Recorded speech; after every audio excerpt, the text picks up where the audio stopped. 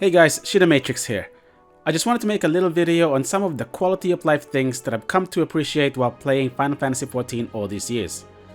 Now, there's a ton of things out there that are designed to make your gaming life as stress-free as possible, but what I wanted to focus on today are more of the things that may not be all that obvious or are hidden or turned off by default. First off, the warning sounds. The game has a lot of system sounds that play out for various reasons, and to someone new, these can be a little on the confusing or even panic-inducing side. One of the things that I didn't think I needed until I turned it off is silencing the casting sound notifications. If you're like me, and you love to hit a button multiple times, maybe because you're panicking or because you want to make sure your attacks hit, you may be aware of this constant sound.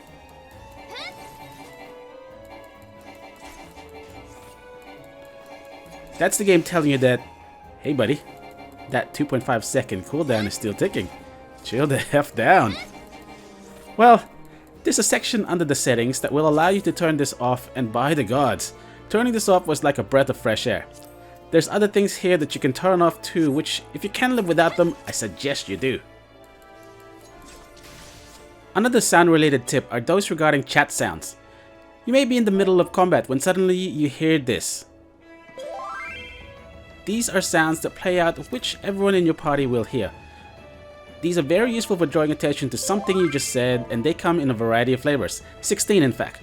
They can be invoked manually by typing SE.1 to SE.16 in the party chat, or they can even be written into your macro so that you can pair them up with your specific actions.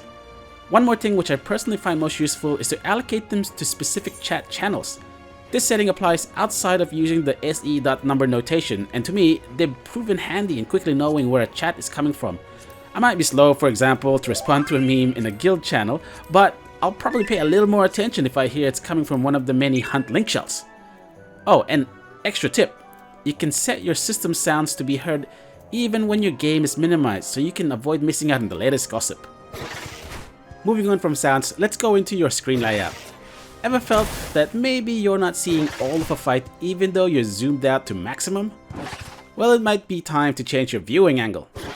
Assuming you've kept your keybinds on default, pressing shift plus the up or down arrow in your keyboard will change the viewing angle.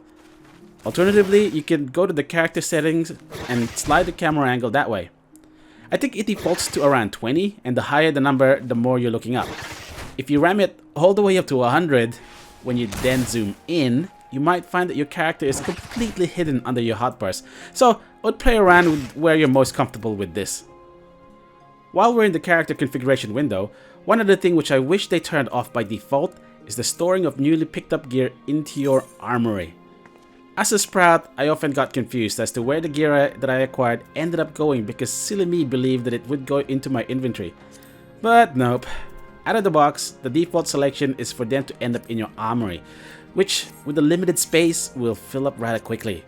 So, I recommend you head to the item settings in character config and untick that little box that says store everything in your armory. The last thing I want to cover is the magical numpad 0 key. If you're a PS4 player, you're probably a little spoiled when it comes to selecting things. You normally just hit the confirm key and the game automatically directs your selections to the next window, as compensation for not having a mouse cursor. PC players, however, will inevitably have to do the old drag and drop method. If you're handing in a ton of items for leveling your crafters, for example, you might find your hands cramping up from the repetition pretty soon. This is when the 0 in your number pad shines. It acts similar to the PS4 controller confirmation button and just pushes on to the next logical action in your selections. If you don't have a numpad, you can specify another key by going to your keybinds and heading down to systems and choosing which key to use for confirm. While you're here, you can also see the various other functions of the number pad, which essentially acts like a substitute for the arrow keys in a controller. Bonus tip: pressing the letter X on your keyboard will hide everyone's nameplates. A handy little feature if you're heading to a place where everyone else is crowding around and you can't click the NPC, like for example in a seasonal event.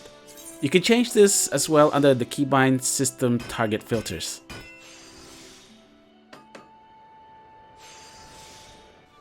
That's all the tips for now. Hope you find them as useful as I have. You'll find that it really is the little things that surprisingly make or break a game, so if you have any tips of your own, leave them in the comments below. Bye!